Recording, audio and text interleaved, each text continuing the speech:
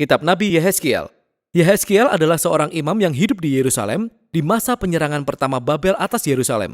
Mereka tidak menghancurkan kota itu, tetapi mereka mengumpulkan gelombang pertama dari tawanan Israel dan membawa mereka ke pembuangan. Dan Yehezkiel adalah salah satu di antara tawanan itu. Nah, kitab ini dimulai 5 tahun setelah kejadian itu, dan Yehezkiel sedang duduk di tepi sebuah kanal pengairan di dekat kamp pengungsiannya di Israel. Dan itu adalah hari ulang tahunnya yang ke-30, tahun di mana dia akan ditahbiskan menjadi imam di Yerusalem.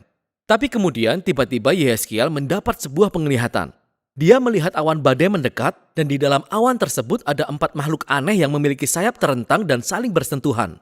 Dan makhluk-makhluk ini masing-masing memiliki 4 wajah. Lalu dia melihat 4 roda, 1 roda untuk 1 makhluk.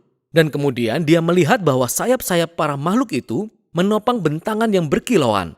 Dan di atas bentangan itu ada sebuah tahta, lalu di atas tahta itu duduk makhluk yang menyerupai manusia, mengkilat dan dikelilingi api. Dan secara tiba-tiba, Yehezkiel menyadari apa yang sedang dilihatnya. Dia menyebutnya gambar kemuliaan Tuhan. Tuhan mengendarai kereta perang kerajaannya.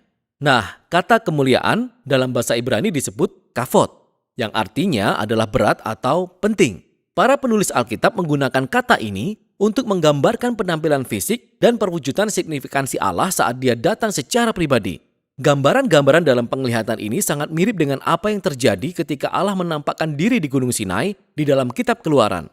Dan juga sangat mirip dengan penggambaran hadirat Allah di atas tabut perjanjian. Dan itu sebenarnya adalah hal yang paling mengejutkan tentang visi Yehezkiel. Kenapa kemuliaan Tuhan ada di Babel? Kemuliaan Tuhan seharusnya berada di atas tabut perjanjian di bait suci di Yerusalem. Maka bagian pertama kitab ini dirancang untuk menggali jawaban atas pertanyaan itu ketika Yehezkiel mulai menuduh bangsa Israel melakukan pemberontakan.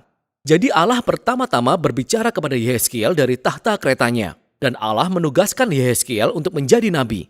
Yehezkiel bertugas untuk mendakwa Israel bahwa mereka telah melanggar perjanjian mereka dengan Allah dalam berbagai cara. Israel telah memberikan kesetiaan mereka kepada Allah lain dan telah menyembah berhala. Dan ini semua menyebabkan ketidakadilan sosial dan kekerasan semakin merajalela. Dan sebagai akibatnya, Allah menunjuk Yehezkiel untuk memperingatkan umat Israel. Serangan pertama Babel yang membawa Yehezkiel ke pembuangan akan diikuti oleh serangan berikutnya. Dan Yerusalem beserta bait sucinya akan segera hancur. Jadi Yehezkiel menggunakan kata-kata dan berbagai cara lain untuk menyampaikan pesannya. Dia juga memperagakan aksi-aksi simbolis dalam bentuk teater jalanan. Yehezkiel akan tampil di depan umum dan mulai bersikap dengan cara yang benar-benar aneh seperti perumpamaan dalam nubuatnya. Jadi dia seharusnya membangun sebuah model kecil kota Yerusalem dan kemudian melakukan serangan terhadapnya. Atau dia harus mencukur semua rambutnya dan kemudian memotong-motongnya dengan pedang. Atau yang paling ekstrim, ia memainkan peran kambing hitam pada hari penebusan.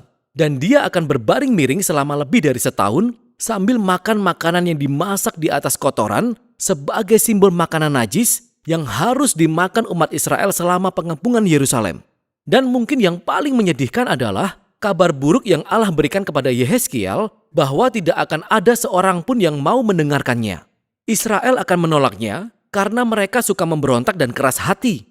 Dan ini mengingatkan kita akan penggambaran Musa tentang umat Israel setelah pemberontakan di padang gurun saat dia meramalkan bahwa pembuangan akan terjadi suatu saat nanti. Dan Yehezkiel mendapatkan kesempatan yang menyedihkan dengan melihat semuanya ini terjadi. Jadi Yehezkiel yang sedang kecewa ini mulai melakukan tugasnya. Dan setelah sekitar 1 tahun, dia mendapat penglihatan lain. Yang ini tentang bait suci. Dia diperlihatkan berbagai bagian bait suci dan dia melihat apa yang terjadi di sana saat dia tidak hadir. Dan itu bukan sesuatu yang baik. Di pelataran luar, di depan bait suci, Yehezkiel melihat patung berhala yang besar. Kemudian dia melihat tua-tua Israel menyembah Allah lain di dalam dan di luar bait suci. Lalu dia juga melihat wanita Israel, mereka menyembah dewa Babel yang bernama Tamus. Dan penglihatan itu berakhir dengan kereta takhta Allah yang penuh kemuliaan naik ke atas dan meninggalkan bait suci. Kereta itu pergi ke arah selatan menuju Babel. Jadi di pasal 11, kita akan melihat mengapa dan bagaimana kemuliaan Allah muncul di hadapan Yehezkiel di Babel.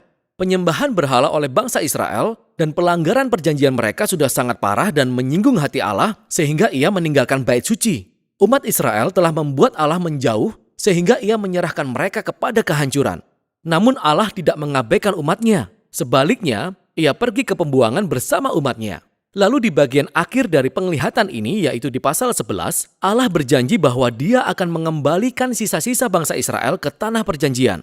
Allah akan mengubah hati mereka yang sekeras batu dan memberi mereka hati baru yang lembut, supaya mereka bisa mengasihi dan sungguh-sungguh mengikuti Allah mereka. Ini merupakan secercah harapan, namun dengan cepat tertimbun dalam kenyataan bahwa kehancuran akan segera terjadi. Tapi pasal 11 merupakan sebuah transisi kunci yang membantu kita untuk memahami bagaimana kelanjutan kitab ini dirancang. Jadi 3 bagian berikutnya adalah tentang pemberitahuan akan penghakiman Allah. Pertama kepada Israel, lalu kepada bangsa-bangsa di sekeliling Israel, dan kemudian atas Yerusalem sendiri. Namun setelah itu, penutupan yang penuh harapan di pasal 11 dikembangkan lagi di 3 bagian terakhir kitab ini. Pertama, harapan bagi Israel, kemudian untuk semua bangsa, lalu untuk seluruh ciptaan. Pasal 12-24 berfokus kepada datangnya penghakiman Allah atas Israel, dan ini adalah kumpulan puisi dan esai yang beragam. Dan di sini, Yehezkiel menunjukkan kecintaannya kepada perumpamaan dan alegori. Jadi dia menggambarkan bangsa Israel sebagai tongkat yang terbakar dan tidak berguna, atau sebagai istri yang suka memberontak, atau sebagai singa yang mengamuk dan berbahaya yang tertangkap, atau sebagai kakak beradik yang suka bersundal. Itu semua adalah gambaran pemberontakan dan penyembahan berhala bangsa Israel yang tidak masuk akal dan mengakibatkan kehancuran mereka.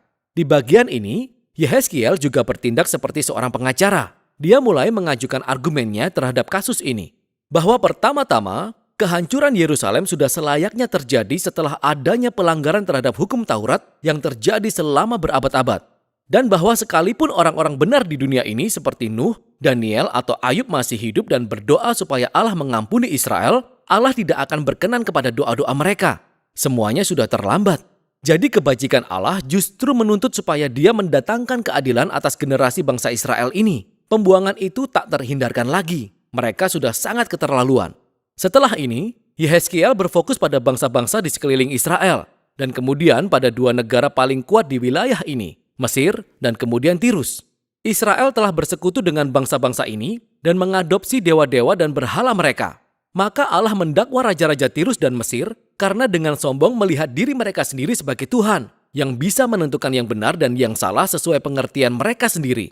Dan Allah menuntut raja-raja ini bertanggung jawab atas keangkuhan mereka. Dan Allah memberitahu bahwa Dia akan memakai Babel untuk menaklukkan mereka. Mereka akan menghadapi keadilan Allah seperti yang lainnya. Kelanjutan dari bagian yang menegangkan ini adalah sebuah kisah pendek di pasal 33. Yehezkiel bertemu dengan seorang pengungsi yang baru saja tiba dari Yerusalem dan dia memberikan laporan kepadanya. Babel telah menyerbu kota Yerusalem. Kotanya runtuh dan bait suci itu hancur. Peringatan suram Yehezkiel telah menjadi kenyataan. Tapi ingatlah bagian akhir di pasal 11, itu bukan akhir dari kisah ini. Nanti di video berikutnya, kita akan mengeksplorasi penglihatan Yehezkiel yang dahsyat tentang pengharapan. Tapi untuk sekarang, itulah isi paruh pertama kitab Yehezkiel.